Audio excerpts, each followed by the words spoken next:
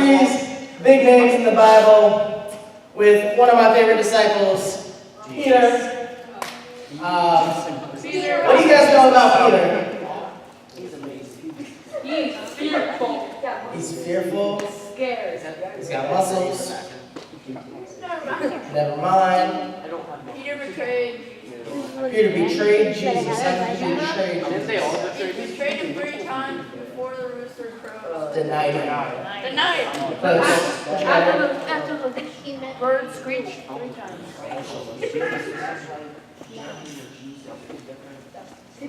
Yeah, he followed Jesus around to a bunch of different lands. Alright, well, we're going to focus on one specific thing he did. And so, yeah, what we know about him, he was one of the more known disciples. A lot of times when you read the Gospels, he's one of the people talking to you or talking to Jesus.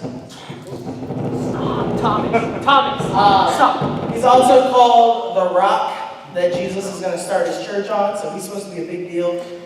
He was the one that denied Jesus 3 times the night that Jesus was taken away. A lot of big things about Jesus. So we're going to start off with this passage, Matthew 14, verses 22 to 26. Immediately, Jesus made the disciples get into the boat and go on ahead of him to the other side, while he dismissed the crowd. After he dismissed them, he went up on the mountainside by himself to pray. Later that night, he was there alone, and the boat was already a considerable distance from land, buffeted by the waves because the wind was against it. Shortly before dawn, Jesus went out to them, walking on the lake. When the disciples saw him walking on the lake, they were terrified.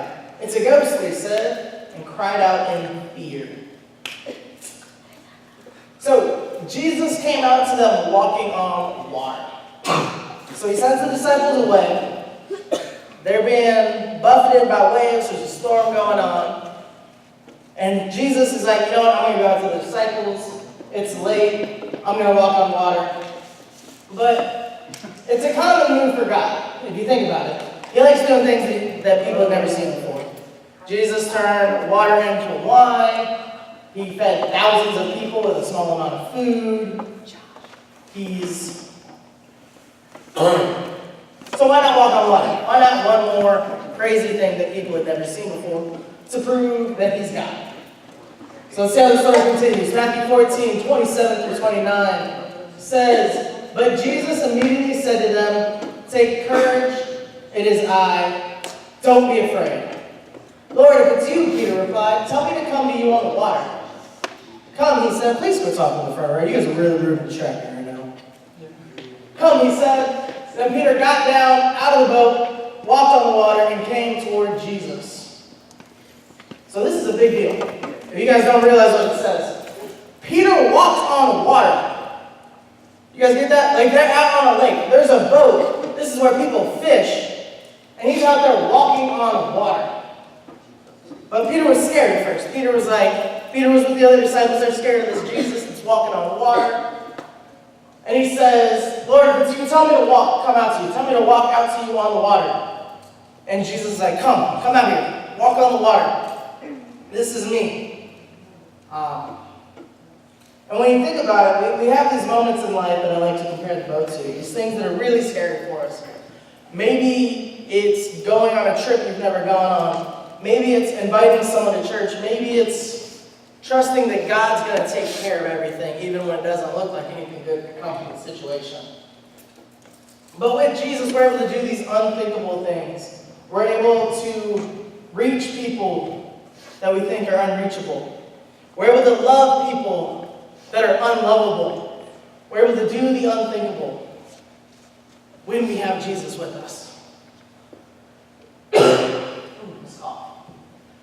But Matthew 14:30. But when being Peter, when Peter saw the wind, he was afraid and began to sink, cried out, "Lord, save me."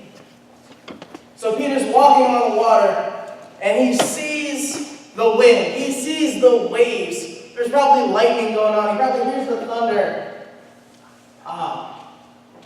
And his immediate reaction is to stop focusing on Jesus. After getting out of a boat and standing on the water, and walking so far out to Jesus, all gets scared. All of a sudden he gets nervous. He hears what's going on around him. He sees the lightning. He sees the wind. He sees the waves crashing. And he gets scared. And it makes sense.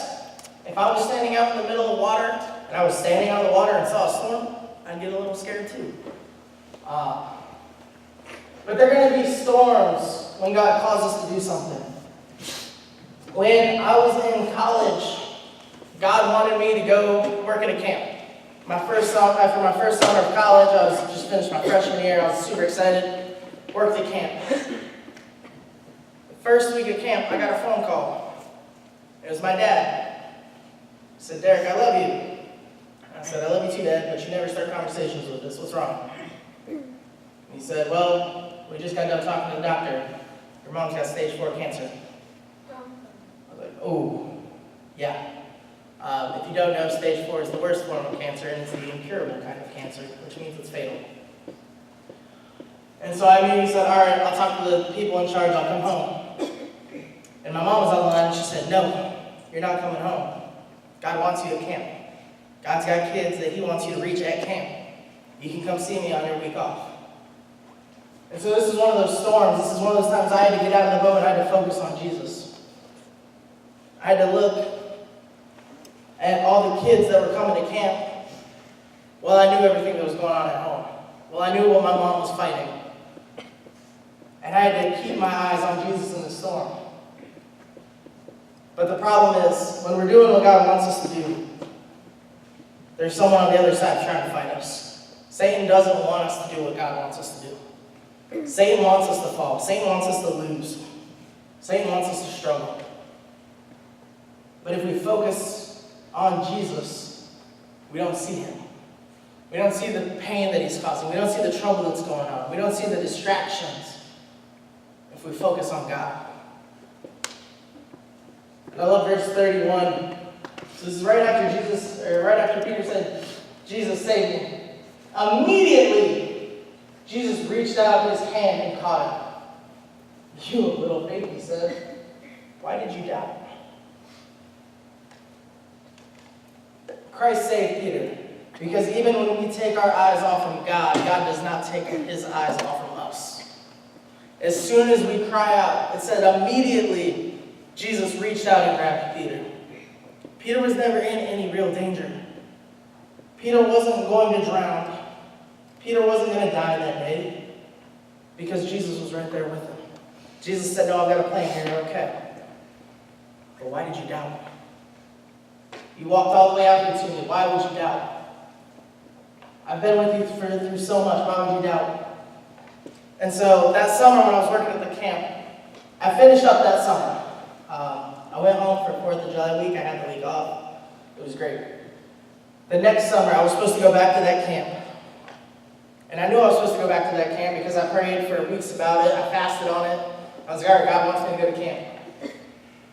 The week before training for camp started, my mom got really sick. Really sick. And I got scared and I said, "God, I'm not going. I can't do it. I can't risk being 4 hours away from home." And God said, "No, go to camp." And I said, "No, God, I'm not doing it. I don't care. I'm not going." About a week later, my mom started doing a lot better. She was good. She was doing better. Her tests were going better. Everything was getting better. And so I was like, "God, I'm sorry. I know I should have gone to camp." I called camp, and they were like, "Sorry, we filled your position when you said you couldn't come. We understand life happens, but we don't have a position for you anymore." And I was like, wow, that's kind of rough. I was hoping that my spot would still be there. And so I was kind of crushed because I was expecting to go back to camp. And God was like, "You know what, Derek, I've still got a plan for you. You're going to go to this other camp." I was like, "All right, God, I'll go to that camp instead." Ended up working at another camp. Had a great summer. It was really close. I got to go home on the weekends a lot. Is this one working out? There we go. And so even when I took my eyes off God, he was still right there next to me. He said, "I've still got a plan for you. But why did you doubt me?" And that was one of the hardest things I had to wrestle with, is the fact that I doubted God. That after Everything that I'd gone through, getting financial aid so that I could go to college, making it at a summer camp for a full summer, everything that I'd gone through, I took my eyes off God for a minute. And I started to sink. I started to let doubt creep in. I started to let fear creep in. But the beautiful thing is we all have things God wants us to do. We all have things that God is going to use us for. And no matter how scary it gets, God's going to be with us every single step. God had stuff planned for me. God had that camp set up for me after I said no, after I refused to go. Because He still wanted me to get that experience of being a counselor. He still wanted me to be able to reach people. He still had people there that I could reach at camp. And all I had to do, all Peter had to do, was call out when he got scared. All he had to do was say, Lord, save me. And immediately, Jesus reached out and grabbed his hand. And I think the problem is we get scared to ask for help. Where we don't want to look weak, we don't want to look emotional, we don't want to look like we have feelings, we want to look like we have it all together. Like we're these perfect people who don't need any help. When in reality, it's the strongest people that ask for help. It's the strongest people that cry out and say, God, I need you right now. I can't do this on my own. I can't get through this summer on my own. I can't get through the bullying on my own. I can't get through my parents' divorce on my own. I can't get through my mom having cancer on my own. I need you to help me get through this. Matthew 14:32 says, and when they climbed into the boat, the wind died down. That seems like an insignificant verse, but it makes me think about the fact that they had to get back in the boat after. And the story stops right there. I wonder what they talked about that night.